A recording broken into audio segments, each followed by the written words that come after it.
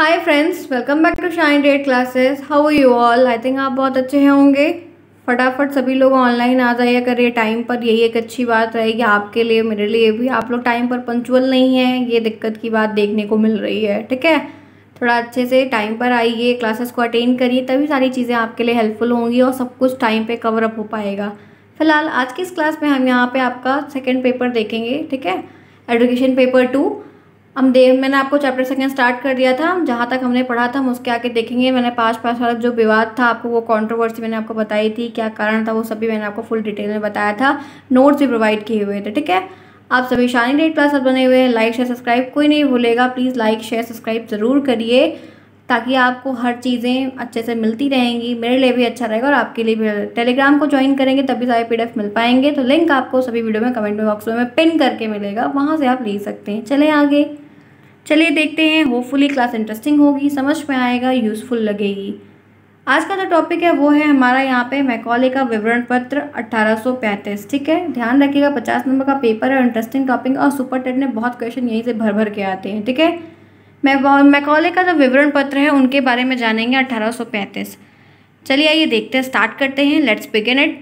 Macaulay का विवरण पत्र 1835 10 जून 1834 को लॉर्ड मैकॉले ने गवर्नर जनरल की काउंसिलिंग के कानूनी सदस्य के रूप में भारत में पदार्पण किया था। ठीक है, कब किया था, यहाँ पे ये विवरण पत्र के बारे में जानकारी है। डेट आपको यहाँ पे जो ध्यान रखनी है, हमेशा रिकॉल करनी, वो 10 जून 1834 को लॉर्ड मैकॉले ने गवर्नर जनरल की काउंसिलिंग के कानूनी सदस्य, कौन सदस्य, कौन सा मेंबर, कानूनी सलाहकार, कानूनी सदस्य के रूप में भारत में एंट्री की। ठीक है, उस समय तक पाश्चात्य का जो विवाद था वो एकदम उफान पे चढ़ा हुआ था, वो बहुत बड़ा एक विशाल रूप ले चुका था। ठीक है, वो विवाद खत्म ही ना होने का नाम नहीं ले रहा था, काफ़ी उफान पे वो विवाद चल रहा था उस समय।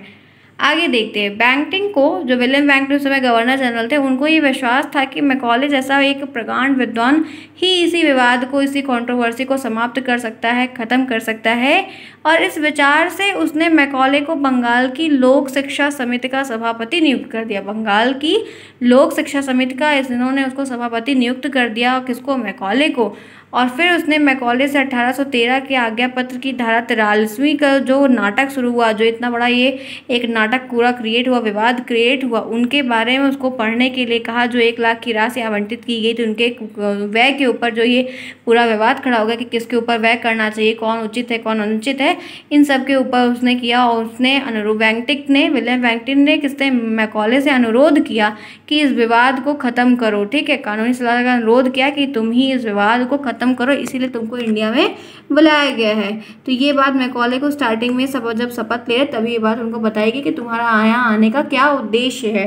ठीक है, तो ये सब विलियम बैंटिंग की नीति थी, उनके द्वारा ही मैकॉले को इंडिया में बुलाया गया था। अब चलते हैं, देखते हैं कि मैकॉले ने आखिर किया तो क्या किया। ठीक है, इंटरेस्टिंग रहेगा, थोड़ा मज़ेदार तरीके से समझने की कोशिश करिएगा, क्योंकि ये चीज़ें आपको सुपर टेट में भी आएंगी और थोड़ा हमारी पढ़ाई, हमारा मतलब जो पास्ट रहा है उनसे रिलेटेड है, तो इसको समझने का प्रयास करिए कैसे कैसे क्या क्या हुआ था। ठीक है, देखिए, मैकॉले ने सर्वप्रथम आज्ञा पत्र की जो उक्त धारा 43 थी, उन दोनों दलों की जो उनके जो मतलब जो सारी चीज़ें थी, उनके वक्तव्य थे, उनको सूक्ष्म अध्ययन किया, बहुत हर बारीक नॉलेज को इकट्ठा किया, हर बात को समझा बहुत ध्यान से। ठीक है, उसके तुरंत बाद ही उसने अपना एक रीजनिंग वाला दिमाग लगाया, तर्कपूर्ण उसने दिमाग लगाया, और जो भाषा को लेकर कि पैसा कहाँ खर्च किया जाए उसके ऊपर जो विवाद था, उसी के ऊपर उसने एक पत्र को लिखा, एक बंद पत्र को लिखा, वो 2 फरवरी 1835 को बैंटिंग के पास भेजा। तो ये डेट याद रखिएगा कि मैकॉले का विवरण पत्र जो बैंटिंग के पास भेजा गया था, विलियम बैंटिंग के पास, वो कब भेजा गया था, तो उसकी तारीख थी 2 फरवरी 1835 को भेजा गया था। तो मैकॉले का जो विवरण पत्र उसने लिखा था, विलियम बैंटिंग को भेजा था, उसमें 2 बात उसने बहुत क्लियर तरीके से समझाई थी। देखिए वो क्या है, वही समझते हैं। यहाँ पे जो पत्र के बारे में हम पढ़ रहे हैं कि मैकॉले कौन था ये बात जानना है, कब इंडिया में आया ये बात जानना है, और उसने जो पत्र भेजा था उसकी तारीख क्या थी वो बात जानना है। ये सब ऑब्जेक्टिव प्रश्न बन जाएगा आपको। 43वीं धारा की व्याख्या उसने क्या दी या क्या समझा, या अपने रूप में क्या लिखकर जो पत्र दिया उसमें क्या चीज़ें कही, वो समझना है। मैकॉले ने विवरण पत्र धारा 1843 के आज्ञा पत्र की 43वीं धारा में बहुत सारी बातें कही गई थी। उनके ऊपर पहली बात यहाँ पर ये है कि 1 लाख की धनराशि को लेकर नाटक हुआ कि 1 लाख रुपए कहाँ खर्च किया जाए, इसी को लेकर विवाद खड़ा हो गया। 1 लाख की धनराशि व्यय करने के लिए सरकार पर कोई प्रतिबंध नहीं है। ये बात मैकॉले ने अपने पत्र में लिखी, अपने सुझाव दिए हैं कि सरकार की इच्छा होगी, जिसके ऊपर इच्छा होगी वो खर्च करेगी। आप लोगों के कहने सरकार 1 लाख रुपए का खर्च नहीं है, क्योंकि वो उसका पैसा है वो खर्च कर रही है। ठीक है, तो यहाँ पे है कि कोई प्रतिबंध नहीं है, वह इस धनराशि को अपनी इच्छा अनुसार किसी भी प्रकार से खर्च कर सकती है। ठीक है, तो ये बात एक सुझाव के रूप में पहला उन्होंने ये बात रखी सामने। फिर उन्होंने ये कहा कि साहित्य शब्द के अंतर्गत केवल अरबी और संस्कृत साहित्य ही नहीं, अपितु अंग्रेजी साहित्य भी शामिल किया जा सकता है। यहाँ पे जो साहित्य की बात थी और जो विद्वानों की बात थी, उनमें दोनों बंटवारा हो गया था। कुछ लोग चाहते थे कि संस्कृत और ये हिंदी और यही सारी भाषाएं चले, और कुछ लोग चाहते थे, पाश्चात्य वाले क्या चाहते थे कि आपकी इंग्लिश भी रहे, क्योंकि इंग्लिश से ही आगे हमारा फ्यूचर है। तो मैकॉले ने ये कहा कि जैसे साहित्य इम्पॉर्टेंट है, जिसमें अरबी, फारसी, उर्दू ये सब आ रहा है, तो उसमें उसी साहित्य में इंग्लिश साहित्य को भी इंक्लूड कर लो ना, उसमें आप इंग्लिश लिटरेचर को भी डाल लो, साहित्य की संज्ञा में आप इंग्लिश लिटरेचर को भी इंक्लूड करो, तो ये विवाद यहीं पे खत्म हो जाएगा। तो दूसरी बात इन्होंने अपने पत्र में ये बात लिखी है। ठीक है, ध्यान से समझते हुए चलिएगा, होपफुली कोई प्रॉब्लम अगर किसी को भी होगी तो मुझसे बता सकता है। चलिए फोर्थ, फिर यहाँ पे देखिए क्या है, भारतीय विद्वान, मुसलमान, मौलवी और संस्कृत के पंडित के अलावा अंग्रेजी भाषा और साहित्य का विद्वान भी हो सकता है। उन्होंने कहा कि अरबी और फारसी और उर्दू रहेगी तो मुसलमान, मौलवी और संस्कृत के पंडित को ही के अलावा जो इंग्लिश के लिटरेचर हैं, इंग्लिश साहित्य के जो प्रगाढ़ विद्वान हैं, उनको भी तो इसमें इंक्लूड करके वो विद्वान कहला सकते हैं, वो साहित्य के रचयिता कहला सकते हैं। आप उनको भी उसी लिस्ट में ऐड कर लो, तो ये विवाद वहीं पर खत्म हो जाएगा। तो ये बात मैकॉले ने सुझाव के रूप में कुछ बातें सामने रखी थी। ठीक है, अब चलिए आगे चलते हैं, कुछ और बातें देखते हैं। देखिए मैकॉले को कहा जाता है कि इन्होंने बहुत कुछ सपोर्टिव किया था, उस विवाद को ख़त्म किया था, लेकिन उसके पीछे ना इनकी बहुत बड़ी चाल थी।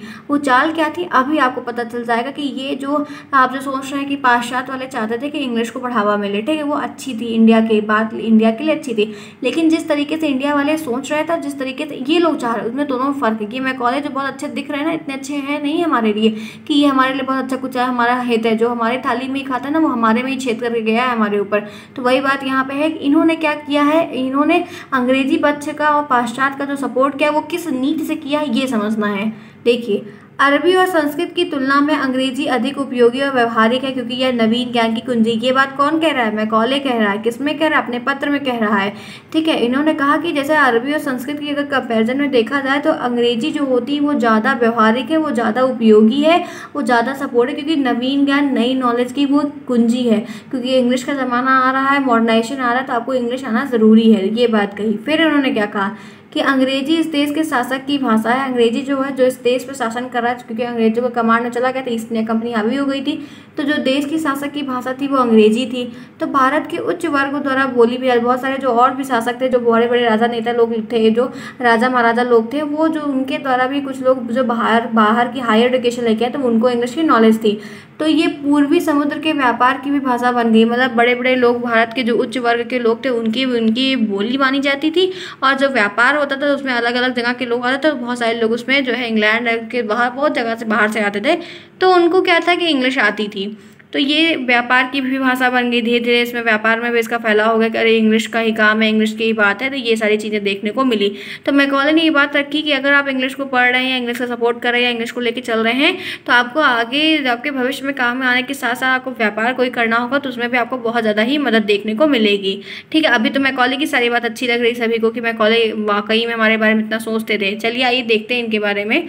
भारतवासी अरबी और संस्कृत की शिक्षा की अपेक्षा अंग्रेजी की शिक्षा के लिए अधिक इच्छुक थे, लेकिन जो पाश्चात्यवादी थे वो चाहते थे कि ये और सारी चीज़ों को कम करा जाए, हमारी इंग्लिश की शिक्षा को और ज़्यादा बढ़ाया जाए, हमें इंग्लिश की शिक्षा दी जाए। ठीक है, क्योंकि वो संस्कृत और अरबी तो पढ़ते हैं, जानते हैं, इसलिए वो उतना महत्व उनको नहीं दिया करते थे पाश्चात्य वाले। ठीक है, अब देखिए क्या यहाँ पे है, भारतवासियों को अंग्रेजी का अच्छा विद्वान बनाया जा सकता है, हमारे प्रयास इसी दिशा में होने चाहिए। मैकॉले कह रहा है अपने पत्र में, ये बात सारी ये जितनी बातें हम पढ़ रहे हैं ना, ये मैकॉले ने सारी बात कही। किसमें कही, अपने पत्र में कहा है कि इंग्लिश को आप बढ़ावा दो, इंग्लिश को आप आगे लेके चलो, क्योंकि इंग्लिश से नवीन चीज़ें आगे बढ़ेंगी, उससे जो है लोग कमाएंगे, कमाने का जरिया बनेगा, उनका फ्यूचर बनेगा। ये सारी बातें मैकॉले ने अपने पत्र में विलियम बैंकिंग से कहा है, इस विवाद को ख़त्म करने के लिए कहा है।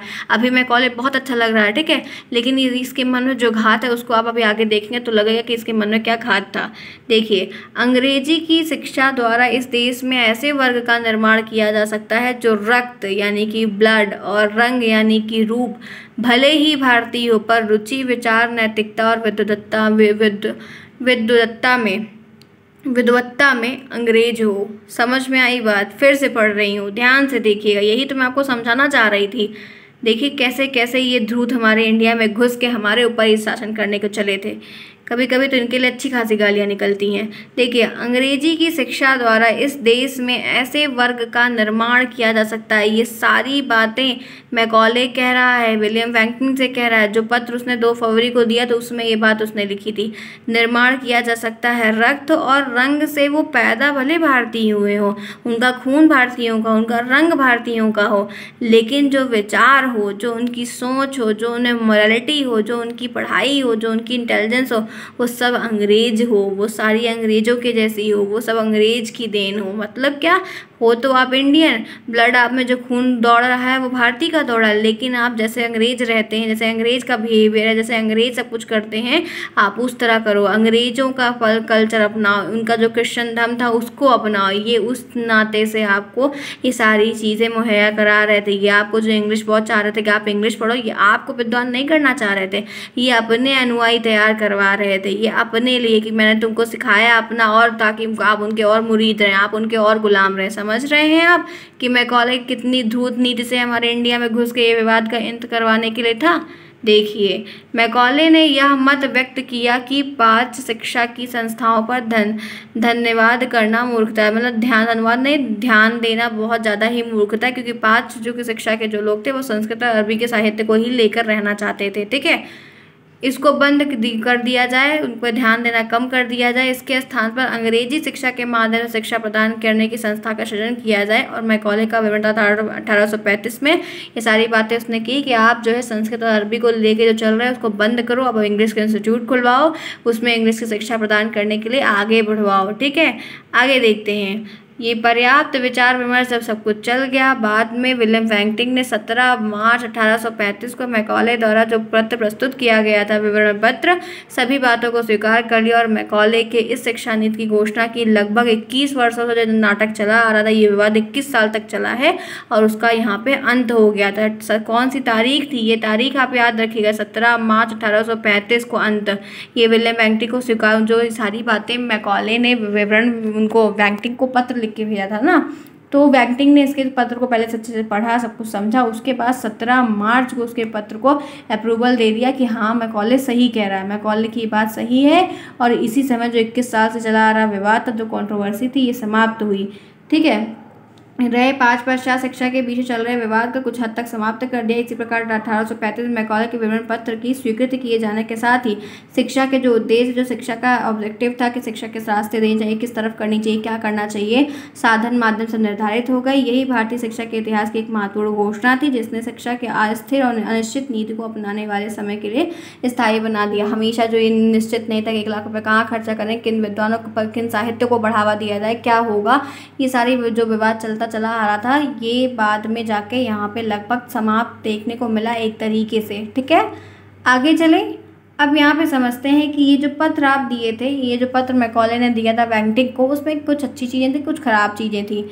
मैकॉले के विषय में विद्वानों में मतभेद है। मैकॉले को लेकर विद्वानों में बहुत सारा मतभेद देखने को मिलता है। कुछ लोग उसे भारतीय शिक्षा का पथ प्रदर्शक मानते हैं, कुछ लोग कहते हैं कि वो हमारा पूजनीय है, हम बहुत रास्ता दिखाया है हमें, हमारे लिए ये है, हमारे लिए वो है। और कुछ लोग उसे घृणा के दृष्टि से भी देखते हैं। अब ये जो घृणा के दृष्टि से देख रहे हैं वो क्यों देख रहे हैं, और जो उसको बहुत प्रेम पूर्वक देख रहे हैं वो क्यों देख रहे हैं, ये समझते हैं। देखिए, खराबी और बुराई दोनों थी। गुण जो था वो गुण क्या था, गुण देखते हैं, उनके अंदर जो क्वालिटी है, जो उनकी ये पूजा कर रहे हैं कुछ लोग, जो उनकी तरफ जा रहे हैं, वो क्यों जा रहे हैं, इसको समझना यहाँ पे ज़रूरी है। पहली बात, मैकॉले के भारत आगमन से पूर्व जो पाँच पाश्चात्य का विवाद जोरों पर चल रहा था, मैकॉले के विवरण पत्र ने इस विवाद को अंत करके सरकार की शिक्षा नीति को स्थायित्व प्रदान किया। मैकॉले एक ऐसा इंसान था जो आया इंडिया में और उसके बाद उसने इस विवाद का अंत कर दिया। ये विवाद ही खत्म कर दिया गया कि आखिर एक परमानेंट सोल्यूशन दे दिया कि एक्चुअल में आपको क्या करना है, ये मैकॉले ने किया। इसीलिए कुछ लोग इसको बहुत मानते हैं कि उसने ये नाटक पूरा जो चल रहा था ख़त्म करवाया। फिर देखिए, मैकॉले ने भारत की आधुनिक शिक्षा को व्यवस्थित रूप प्रदान किया। मैकॉले ने ही जो मॉडर्न शिक्षा आ रही थी, जो मॉडर्न एजुकेशन आ रही थी, उनको एक परमानेंट सोल्यूशन दिया, जिससे भारतवासियों के लिए पाश्चात्य ज्ञान और विज्ञान के द्वारा खेलने का श्रेय भी मैकॉले को खोलने का विज्ञान के द्वारा खोलने का श्रेय भी मिला, जिसके द्वारा देश में वैज्ञानिक और आर्थिक विचारधारा का विकास हुआ। मतलब ये है कि उसने जो है ना, देखिए फ़ायदा तो किया था, लेकिन उस फ़ायदे के पीछे बहुत सारी रणनीति षड्यंत्र उसने रच के रखा था कि वो क्या सोच के काम कर रहा था।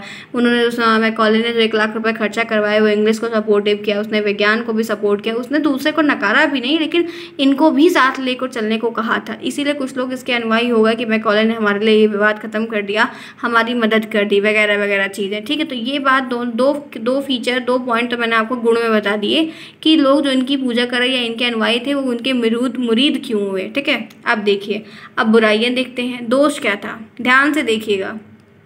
पहला, मैकॉले ने भारतीय भाषाओं पर बेहुदा होने का आरोप लगाया। इसने हमारी जो भारतीय भाषा थी उसको बेहुदा बोला। सोच लीजिए, इतना बेहुदा खुद ही था कि हमारी भाषा को बेहुदा बोलने की इसकी इतनी औकात हो गई थी। उस बस ठीक है, ये रास्ता दिखाने आया है, गवर्नर जनरल हो गया है, हमारे पर शासन कर रहा है, तो हमारी भाषा को ऐसे लात मार देगा।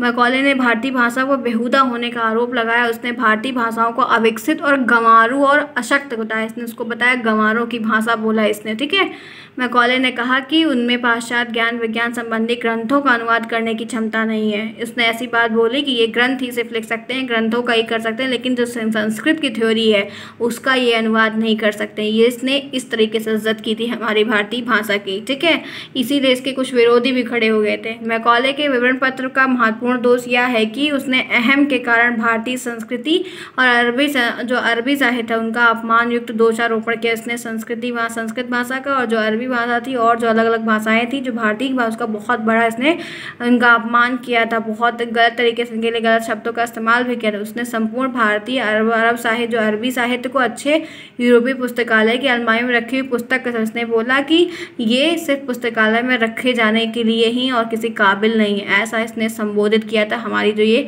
संस्कृति थी। ठीक है, इसने हमारी संस्कृति पर सवाल उठाया था, इसीलिए लोग इसके विरोध में खड़े भी हुए थे। फिर देखिए, मैकॉले भारत की धार्मिक एकता को नष्ट करना, ये जो हमारे यहाँ ये जो हमारे को इंग्लिश पढ़ाने आया था, जो हमको ये साइंस पढ़ाने आया था, जो हमारे ऊपर 10 लाख 1 लाख रुपए खर्चा कर रहा था ना, इसके पीछे इसका राज क्या था, ये मेन कारण तो यहाँ पे है। ऐसे कोई फ्री में तो आज जिंदगी में कुछ देता नहीं है, तो इसकी और वो भी अंग्रेज का था, ये इसने कंपनी से आया था, तो ये हमारे लिए भला करके जाएगा, कभी नहीं करके जाएगा। अब इसने किया क्या, सोच के क्या आया था। देखिए, मैकॉले ने धार्मिक एकता को नष्ट करना, जो इंडिया में धार्मिक एकता चल रही थी, यूनिटी थी, उसको तोड़ने का इसने पूरा प्रयास किया हुआ था। ये इसी चाल से ये काम कर रहा था। वैसे भी 2 ग्रुप में लोग बट ही गए थे, इसने उसमें और घी डाल दिया। वह शिक्षा के माध्यम से भारत में जो ईसाई धर्म का प्रचार कर रहे हिंदू धर्म को खंडित करने का स्वप्न देख रहा था। मतलब जो हिंदू धर्म था उनको आप जब लालच दोगे, उनको आप इंग्लिश पढ़ाओगे, उनको आप विज्ञान पढ़ाओगे, उनको आप पैसा खर्च करोगे, वो अपना धर्म छोड़ देंगे और ईसाई धर्म को अपना लेंगे। ये सब क्रिश्चियंस थे, ये सब ईसाई थे। ठीक है, तो ये चाहते थे कि हिंदू धर्म को छोड़ दोगे, पैदा आप हिंदू हुए रहो, पढ़ो आप यही हमारा, खाओ हमारा, आप करो हमारे जैसा, तो आप बाद में चलो क्या करोगे, हम इनको फोर्स करके ईसाई धर्म में कन्वर्ट कर लेंगे। ठीक है, इसकी चाल ली थी। देखिए कैसे, पता कैसे चला, उसने अपने पिता को एक पत्र लिखा था। मैकॉले ने यही गलती कर दी थी कि उसने अपने एक पिता को पत्र लिख दिया था और ये पत्र रिवील हो गया, बाहर निकल गया। हिंदुओं पर इस शिक्षा का प्रभाव पड़ा है। कोई भी हिंदू ऐसा नहीं है जिसने अंग्रेजी पढ़कर अपने धर्म को सच्चा लगाव रखा। इसने ये बात जानता था कि अगर हम उनको पूरी इंग्लिश की चीज़ें मुहैया करा देंगे, सब कुछ दे देंगे, तो वो अपने धर्म को, अपनी चीज़ों को छोड़ देंगे।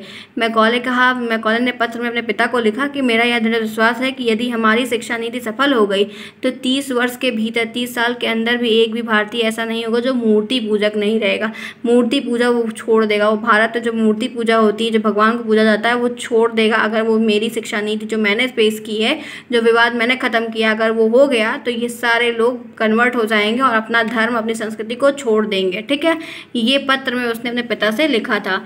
मैकॉले अंग्रेजी शिक्षा के द्वारा देश में जो शिक्षित लोग का एक ऐसा वर्ग बनाना चाहता था, वो जो बड़े बड़े उच्च वर्ग के लोग थे उनको ऐसा एक कैटेगरी देना चाहता था जो पाश्चात्य शिक्षा में पढ़कर अपने देश की संस्कृति को भूल जाए, जो पाश्चात्य का टुकड़ा खाकर अपनी संस्कृति को भूल जाए। ये तो ना कि आपके सामने कोई पैसा भेज दिया, आपके ऊपर कोई रहम कर दे, काम कर दे, तो वो सोचता है कि आपसे कितना वो काम करवा ले, आप उसके नौकर हो गए। तो ऐसे कोई काम से चीज़ों से आपको कोई खरीद नहीं है, लेकिन ये यही सोचता था कि मैं 1 लाख रुपए अपना खर्चा करवा दूंगा, इनको इंग्लिश की शिक्षा दे दूंगा, इनको विज्ञान की शिक्षा दे दूंगा, तो ये अपना धर्म अपनी संस्कृति को भूल जाएंगे। जो देखने में तो भारतीय हों लेकिन वेशभूषा कपड़े इनके जैसे पहने, बातचीत इनके जैसे करें, इनके जैसे सोचें, इनके जैसा इंटरेस्ट रखें, विचार पूरी तरीके से अंग्रेज हो जाए और ये वर्ग शासन भक्त बनकर ये जो है ये इनका अंग्रेजों का भक्त बनकर अंग्रेजी समाज को सुदृढ़ करने में सहायता दे। मतलब जितना ये अंग्रेज बोले उन्हीं के हिसाब से चलें।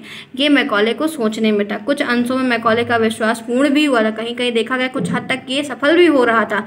अनेक शिक्षित वर्ग पाश्चात्य सभ्यता के रंग में रंगने लगे थे। ठीक है, तो ये बात मैंने आपको इसके दोस्त की यहाँ पर क्लियर बता दी कि इसके जो ये हमारे ऊपर खर्चा कर रहा था, हमारे ऊपर विश्वास कर रहा था, जो हमारे विश्वास को जीतना चाह रहा था, उसके पीछे इसकी क्या नीति थी। ठीक है, क्लियर है, किसी को कोई प्रॉब्लम फिलहाल नहीं होनी चाहिए यहाँ तक। चलिए आइए देखते हैं कुछ नया टॉपिक। यहाँ तक मैंने आपको सब कुछ बता दिया, मैकॉले का पूरा पत्र मैंने बता दिया, उसका जो मूल्यांकन था वो भी मैंने आपको बता दिया। ठीक है, आपको आएगा लिखने को, आप लिख लेंगे। ठीक है, मुझे उम्मीद है कि सभी लोग काफ़ी अच्छा आंसर राइट करेंगे। अगर आपको मैकॉले का विवरण पत्र का विवरण लिखने को आता है या अभिप्राय लिखने को, या आप क्या समझते हैं, कोई भी प्रश्न बनता है तो आप लिख लेंगे। पूरी डिटेल बता दी, सही बुरा सब कुछ बता दिया। ठीक है, अब चलिए देखते हैं एक नया टॉपिक है निस्पंदन। निस्पंदन सिद्धांत या छनन का सिद्धांत। ठीक है, ध्यान से देखिएगा, काफ़ी इंपॉर्टेंट बात कही गई, बहुत सटीक बात इसमें कही गई। निस्पंदन का मतलब इंग्लिश में होता है फिल्ट्रेशन। इसका मतलब होता है छानना या निथरना। कोई चीज़ छन जाती है ना, जैसे छन्नी लगती है, स्ट्रेनर लगती है, स्ट्रेनर लगा के हम छानते हैं, वही चीज़ यहाँ पर है। इस सिद्धांत से उनका तात्पर्य था, ये मैकॉले के ही नाटक थे, सारे ये चीज़ मैकॉले की ही सोच के लोग थे, मैकॉले का ही दिया गया था ये सिद्धांत। ठीक है, जन समूह यानी कि जो लोग थे, वो जो समूह था, लोगों का जो समूह था, हमें शिक्षा ऊपर के प्रभावी वर्ग के शिक्षित लोगों से छन छन कर नीचे पहुंचनी चाहिए।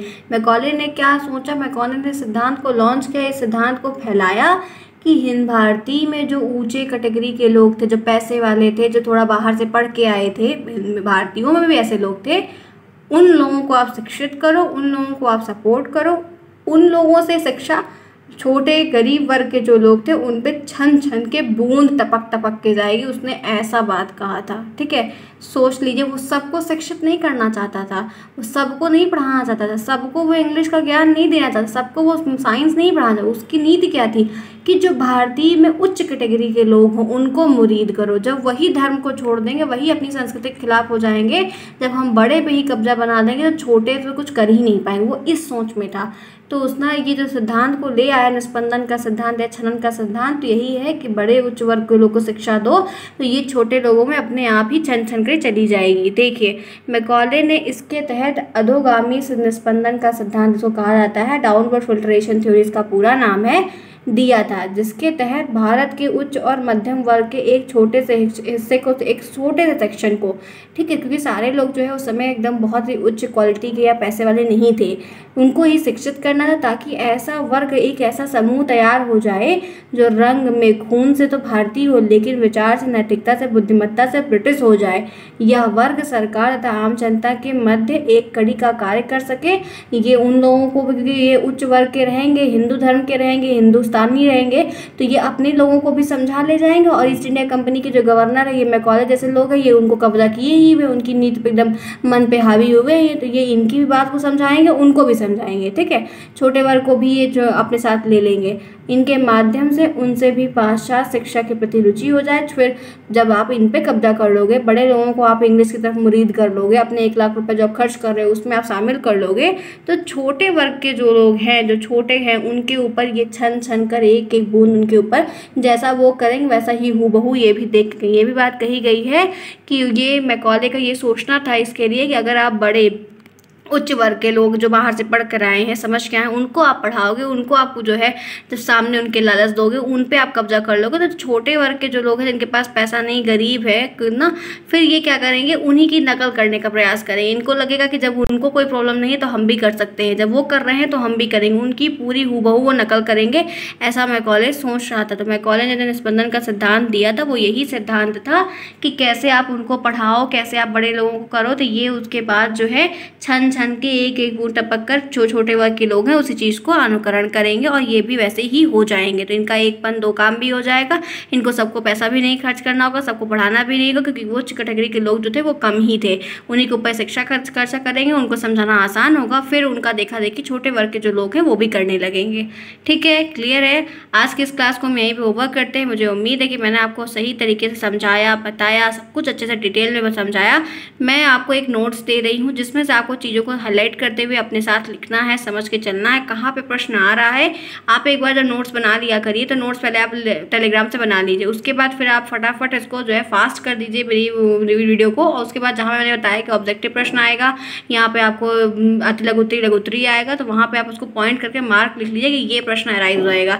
ऐसे प्रश्न आपको बन जाएगा और रिवाइज करते रहिए। फुल नोट्स आपको दे रही हूँ। होपफुली ये क्लास इंटरेस्टिंग होगी, समझ में आएगा। मैंने मोटा मोटा आपको सार बता दिया कि आपके दिमाग में ये लिखित बातें तो आप खुद ही लिख लेंगे, लेकिन अगर सेंटर पे आता है तो आप अगर मुझसे पढ़े हैं तो आपको बात याद हो कि मैकॉले के बारे में मैंने आपको क्या समझाया था। मैंने आम भाषा में साधारण तरीके से समझाने का पूरा प्रयास किया, सब कुछ बताया कि क्या सोच थी, क्या नीति थी। ऐसे फ्री में कोई हमारे लिए कुछ करता नहीं, कभी ना किया है, ना कभी कोई करेगा, इस बात को ध्यान रखिएगा। ठीक है, अगर कोई कभी कुछ करता है तो उसके बाद उसके पीछे कोई गंदी उसकी सोच है, चाहे वो किसी चीज़ से रिलेटेड, इस बात को ध्यान रखिएगा सभी लोग। होपफुली ये क्लास इंटरेस्टिंग होगी, समझ में आया होगा। अगर अच्छा लगा प्लीज़ चैनल को सब्सक्राइब करिए, वीडियो को लाइक करिए, दोस्तों में शेयर करिए। हम कल नेक्स्ट क्लास में फिर मिलेंगे, तब तक के लिए take care and thanks for watching.